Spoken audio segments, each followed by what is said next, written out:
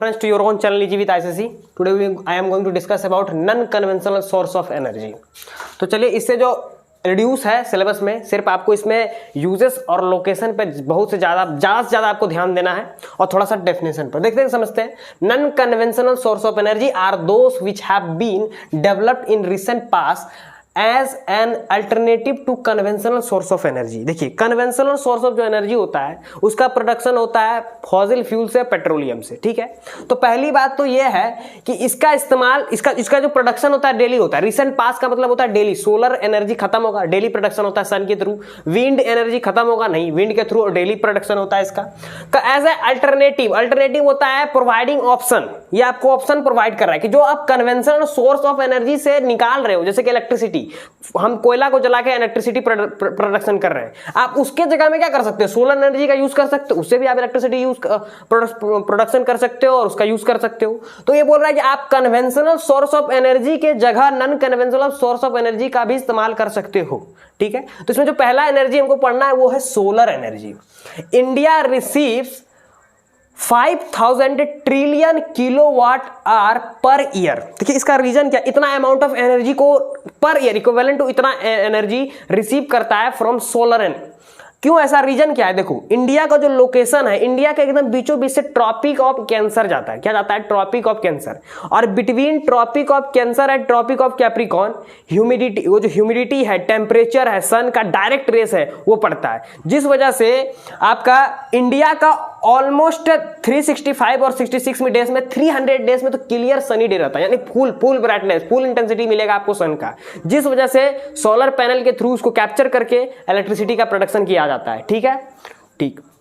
Location की बात करते हैं. The world largest solar park in Bhadla solar park. Bhadla solar park is location में आपको यही लिखना है. इसमें जो है ना स्पेसिफिक, इस चैप्टर के अंदर में स्पेसिफिक लोकेशन नहीं दिया हुआ है. ठीक है, अगर आपसे लोकेशन क्वेश्चन में आता है तो आपको इसी तरह से लिखना होगा कि the world largest solar park is in Bhadla solar park. वो कहां है? देखिए, located in Bhadla tehsil in Jodhpur Rajasthan. अब देखिए यहाँ तहसील क्या होता है? तहसील मतलब ये जो पार्क है ये एडमिनिस्ट्रेटिव एरिया के आसपास में है, इसीलिए यहां तहसील वर्ड यूज किया गया है. ठीक है, पहले एडमिनिस्ट्रेटिव एरिया के आसपास के जगह को तहसील बोलते थे. ठीक है, तो राजस्थान के जोधपुर में. लोकेशन पूछेगा, डायरेक्ट आपको यही लिखना है. अब इसके यूजेस पे बात करते हैं. देखिए, solar energy is renewable source of energy. ऐसा एनर्जी जो कि खत्म नहीं होगा, पर डे इसका प्रोडक्शन होता है, यूज होता है, जितना अमाउंट भर के यूज कर सकते हैं जब तक सोलर जिंदा है. और सोलर अभी से 500 करोड़ साल अभी और जिंदा रहेगा.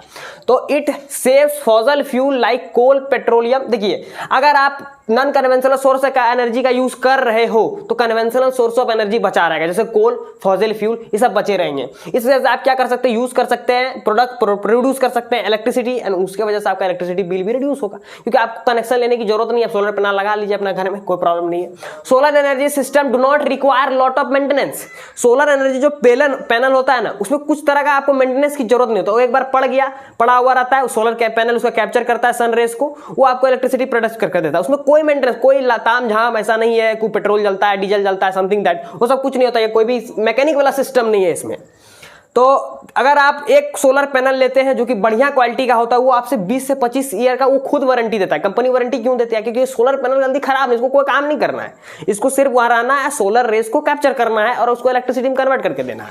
ठीक है, अब देखते हैं विंड एनर्जी की बात. अगर आपको सोलर एनर्जी से क्वेश्चन आएगा तो सिर्फ आएगा यूजेस पर, और दूसरा आएगा लोकेशन पर, और तीसरा आपको थोड़ा बहुत सोलर एनर्जी के बारे में अगर पूछ लिया जाता है तो आप एक्सटर्नल इंफॉर्मेशन डाल सकते हैं. ठीक है, अब बात करते हैं विंड एनर्जी की. तो विंड एनर्जी जो obtained by making use of wind मिल, बड़ा जो विंड मिल होता है उसका इस्तेमाल करके हम विंड एनर्जी का प्रोडक्शन करते हैं. A number of wind mill are installed in a different pattern in cluster is called wind farm. Wind farm मतलब क्या होता है समझिए. ये जो विंड मिल है, अगर इसको एक डेफिनेट पोजीशन पे लगा दे, डेफिनेट यानी कुछ अंतराल पे, एक विंड मिल यहां लगाए, तुरंत 500 मीटर दूर एक दूसरा विंड मिल लगाए, फिर 500 मीटर दूर एक दूसरा विंड मिल लगाए, और उसको ग्रुप में लगाए. क्लस्टर का मतलब क्या होता है? ग्रुप होता है. ग्रुप में लगा दिए बहुत ज्यादा, 500-600 लगा दिए बहुत बड़ा एरिया में, तो उसको बोलेंगे विंड फार्म हो गया. ठीक है, वो फार्म हो गया. India has 4th largest wind energy program, यानी विंड के थ्रू एनर्जी मिलना, यानी एनर्जी मिल पा रहा है. चौथा स्थान पे ऐसा भारत है कि जहां पे विंड के थ्रू इतना ज्यादा एनर्जी मिलता है. उसके देखिए किस पहला पोजीशन में चाइना है, जर्मनी है, यूएसए, उसके बाद इंडिया ही आता है जो कि विंड मिल के थ्रू, विंड एनर्जी के थ्रू इतना ज्यादा इलेक्ट्रिसिटी का प्रोडक्शन करता है। इसका लोकेशन आपसे पूछता है तो आपको बताना है लार्जेस्ट विंड फार्म जो है नगर कोयल टू मदुरई, मतलब ये बोले ना बहुत बड़ा फार्म होता है। अगर कोई भी एक विंड मिल को 500 मीटर के दूरी पे लगाएंगे तो इट नीड्स मोर एरिया। तो जो एरिया है वो नगर कोयल से लेकर मदुरई तक है, इतना बड़ा एरिया है कि आप समझ सकते हैं कि दो प्लेस को कैप्चर कर लेता है। इन तमिलनाडु में है, ठीक है, तमिलनाडु साउथ में है। Andhra Pradesh, Gujarat, Kerala, Maharashtra have important farm. Important याद रखना, अगर आप भूल रहे हैं कि लोकेशन इसका कहां होगा, कैसे होगा, तो आप सीधा साउथ इंडिया में चल जाइए। और साउथ इंडिया में अगर आपको देश जो मिल रहा है उठा के लिख दीजिए, केरला, कर्नाटका, तमिलनाडु, इतना साउथ में आ जाइए। अगर भूल जाते हैं इन केस तो आप साउथ के कोई भी 2-3 स्टेट को निकाल के दे दीजिए, वो आपका इसका क्या हो जाएगा, लोकेशन हो जाएगा।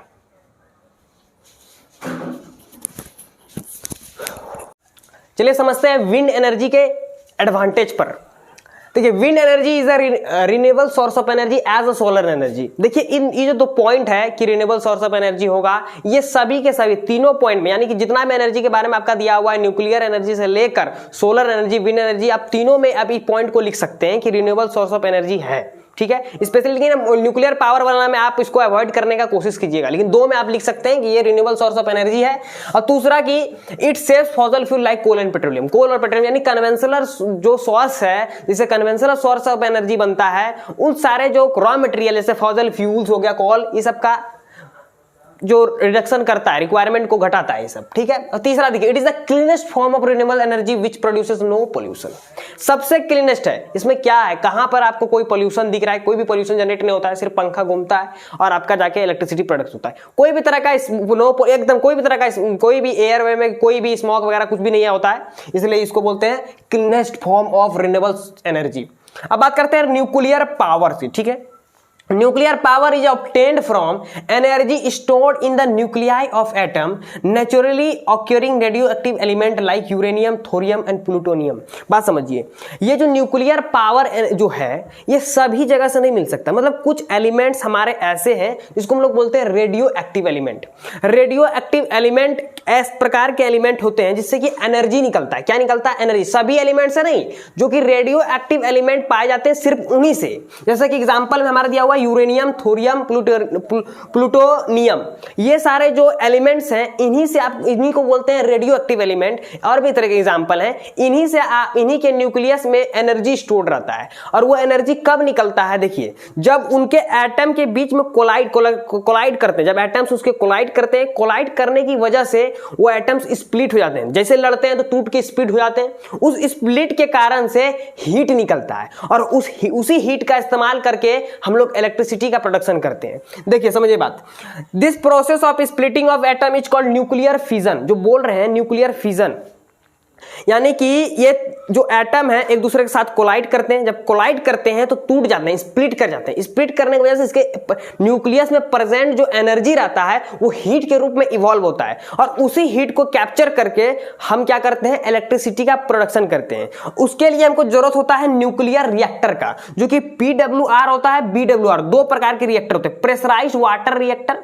और बॉइलिंग वाटर रिएक्टर। होता क्या है कि जैसे ही वो हीट का इस्तेमाल करके हम वाटर को हीट करते हैं और हीट करने के बाद स्टीम निकलता है और उस स्टीम को टरबाइन, एक पाइप के थ्रू टरबाइन तक पहुंचा जाता है। वो टरबाइन क्या, स्टीम के कारण वो टरबाइन रोटेट करता है और रोटेट करने की वजह से इलेक्ट्रिसिटी मिलता है। ये फुल प्रोसेस है जिसके वजह से न्यूक्लियर पावर किस प्रकार से एनर्जी देता है, शॉर्ट में हमने आपको सब बताया। इतना याद रखना कि रेडियो एक्टिव एलिमेंट होते हैं, उस रेडियो एक्टिव एलिमेंट ऐसे एलिमेंट होते हैं जिसके न्यूक्लियस में कुछ एनर्जी स्टोर रहता है। वो एनर्जी कब निकलेगा, जब उसके एटम्स कोलाइड करते हैं, कोलाइड करने के बाद स्प्लिट करते हैं, जिसकी वजह से न्यूक्लियस से एनर्जी निकलता है in the form of heat. उसी हीट का इस्तेमाल करके, उसी हीट को टैप करके हम लोग क्या करते हैं, टरबाइन को रोटेट करते हैं और टरबाइन को रोटेट करने से हमें इलेक्ट्रिसिटी मिलता है। ठीक है, आगे चलते हैं, लोकेशन की बात करते हैं। तो लोकेशन में देखिए कुछ आपके बुक में एक चार्ट दिया हुआ है कि न्यूक्लियर पावर प्लांट और उसके स्टेट कर्नाटका और भी स्टेट्स दिए हुए, उसको आप एक बार देख लें बस। अब यहाँ लोकेशन में कुछ स्पेसिफिक बात मैं बताता हूं। Nuclear power is the 4th largest source of electricity in India.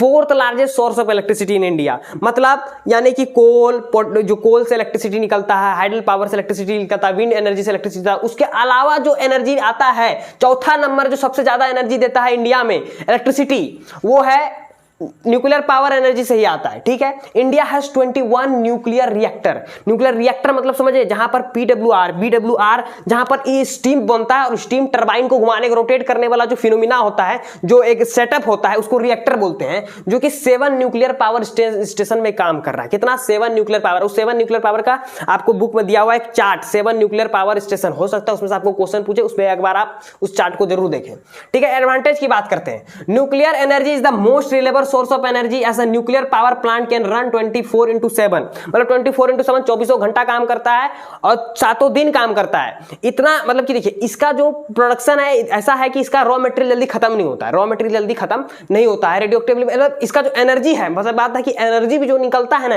As compare to other energy, other form of energy से बहुत ज्यादा निकलता है, ठीक है। देखिए फिजन ऑफ 1 एटम, यही क्लियर कर देगा, fission of 1 atom of uranium produces 10 million times of the energy released by burning of 1 atom of carbon. 1 atom of uranium, एक एटम यूरेनियम का और एक एटम कार्बन की एनर्जी की तुलना करेंगे हम, तो एक एटम यूरेनियम का 10 मिलियन टाइम ज्यादा एनर्जी रिलीज करता है as compare to 1 atom of carbon. यानी एक एटम कार्बन का और एक एटम यूरेनियम का में देखेंगे तो ये जो यूरेनियम का एक एटम का जो एनर्जी होता है वो 10 मिलियन टाइम ज्यादा होता है। किसके कंपैरिजन में? कार्बन के एक एटम के एनर्जी से। सोचिए कितना ज्यादा, कितना ह्यूज अमाउंट ऑफ एनर्जी निकाला जाता है फिजन के थ्रू, न्यूक्लियर फिजन के थ्रू। यही आप पढ़ेंगे कि वो जो हीट, जो सन के पास जो हीट बनता है वो भी न्यूक्लियर फिजन के बाद। आप पढ़े होंगे कि हाइड्रोजन और हीलियम कोलाइड करते हैं जिस वजह से एनर्जी निकलता है। वो जो अमाउंट, जैसे कोलाइड करने के बाद जो एनर्जी निकलता है उसके भी थियरी दिया गया है आइंस्टीन के द्वारा, कितना अमाउंट ऑफ एनर्जी निकलेगा, बहुत ह्यूज अमाउंट ऑफ एनर्जी निकलता है। आप उसमें भी पढ़ते हैं कि न्यूक्लियर फिजन हाइड्रोजन और हीलियम के थ्रू ही आपको जाके मिलता है क्या, ये जो सन जो हीट आ रहा है उसी के थ्रू प्रोड्यूस होता है वहां पे हीट। फैक्ट्री थोड़ा लगाए कोनो, ठीक है। तो ये सारा एडवांटेज हो गया, एक एडवांटेज में रह गया है। Nuclear energy reduces the requirement of the amount of energy generated from the fossil fuels. हम क्या बोले थे, तीनों में एक पॉइंट आप लिख सकते हैं फॉसिल फ्यूल वाला बात, कि ये तीनों का तीनों क्या करता है, कन्वेंशनल सोर्स ऑफ एनर्जी का जो यूजेस है उसको कम करता है। उसको किस तरह से हम दिखा सकते हैं, फॉसिल फ्यूल्स, कोल, पेट्रोलियम का यूजेस कम करता है, दिस ऑल थिंग, ठीक है। तो ये कंप्लीट वीडियो रहा आपका non conventional source of energy पर। मिलते हैं नेक्स्ट वीडियो में, तब तक के लिए धन्यवाद। जय हिंद, जय भारत।